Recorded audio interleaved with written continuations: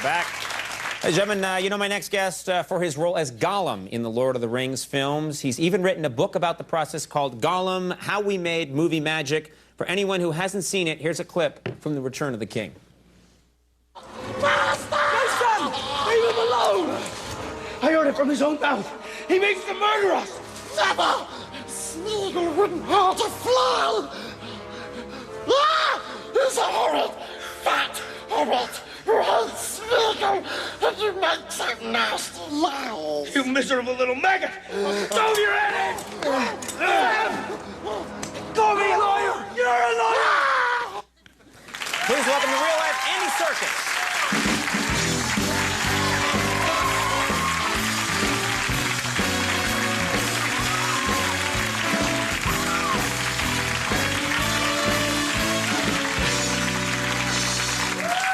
First of all, I want to start off by complimenting you.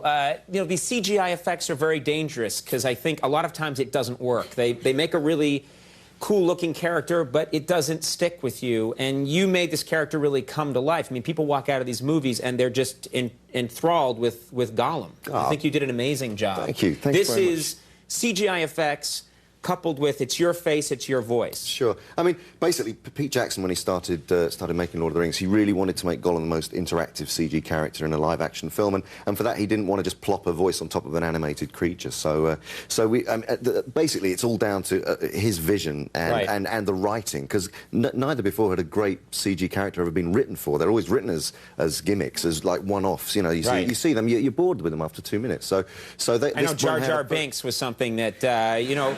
When that Star Wars film came out, you could see that they just thought, oh, this is going to be so cool, and it was just... you get stuck after the first few frames, you know exactly what you're going to see for the next 3 movies. So, but with Gollum, I mean, his psychological journey was really fascinating, and that's really down to the writing. And also, obviously, Tolkien had a little bit to do with it, you know. Now, is it tough for you because these are some of the most watched films and most loved films of all time?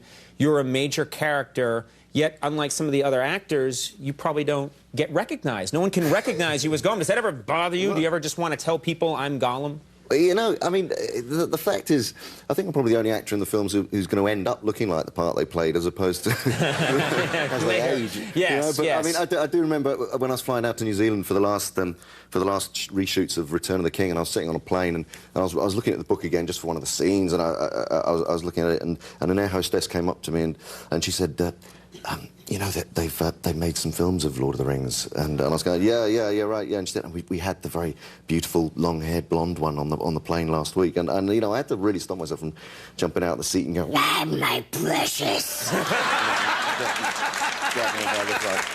know, I managed to hold back. I managed to. You must get a lot of requests to do that voice from people. Never, precious. Do you have fans coming up to you and saying, "Please, you know, say this into a microphone"? Or what are some of the requests you're getting? A lot of people run up to me in the street and say, "Quick, my sister's on the phone. Can you speak to her as Gollum? You know, or can you do my answer phone messages?" And so I you know, hello, Conan's not here to take your call at the moment, but if you'd like to leave a message, wow, please do so. I like the polite Gollum. Well, the you polite... know, Smeagol, yeah, right. That's Smeagol. That's Smeagol. Okay, Smeagol, yeah. Now let's talk about some of of course, the fans are diehard for these films, and there have been a lot of books, websites, creations that are all devoted to Gollum. Yeah. What is the oddest one that you've seen? There's a couple of odd ones. One at the premiere in New Zealand, there's 125,000 people there, and one of the big posters that was held up was Smeagol I'm pregnant, which I love. I thought was absolutely fantastic. Right. The other one was there is a Gollum porn site, of course, which is a Gollum porn site. Yeah, I don't know what it's called. I think it's Gollum's Ring or something. I can't remember. I don't know. But it's things that people would like to do with Gollum. I mean, there's obviously I mean, you know, they want to get it on with Gollum. Oh, yeah, there's a lot of people who are interested in doing interesting things. You know, I mean, you know.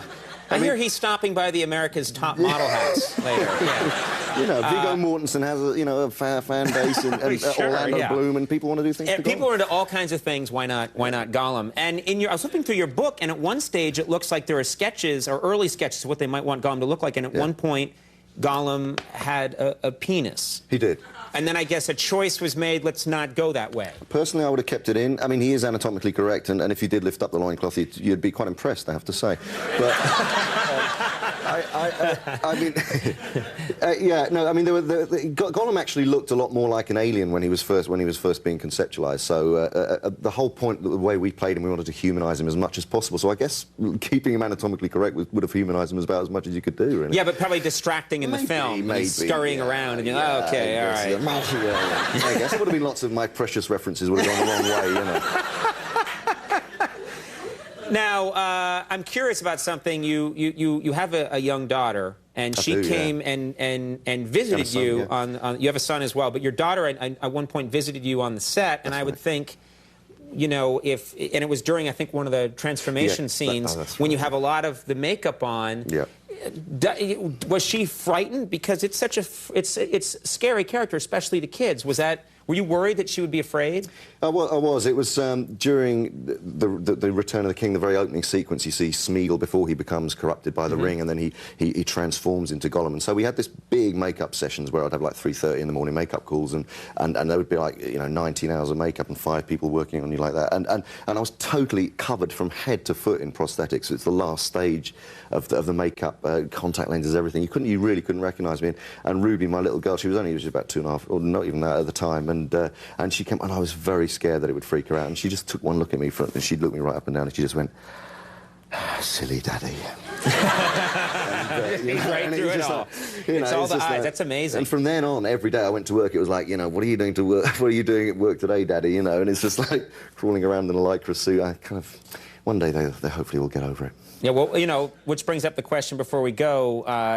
There's a lot of us who'd like to see Gollum show up in other places, or, you know, see this character stay alive. Is there talk of doing that?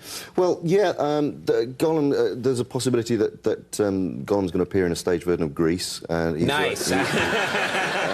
Him jumping off the car in Grease Lightning. Yeah. Well, actually, I mean, the song "You're the One That I Want" is based around the ring. I mean, I didn't know that. Yeah. There's all kinds. Cheers, and multiplying, and I'm losing control. It's the power you're supplying. It's electrifying. I watched that. A lot of us would. The Lord of the Rings, The Return of the King needs me to mention it. It's in theaters now. Go check it out. It's a good thing I mentioned it. Get the word out. And your book, Gollum, How We Made Movie Magic, is available in bookstores. Really nice to meet you. Please come back sometime. Andy Serkis, everyone. We'll be right back with Los Lonely Boys.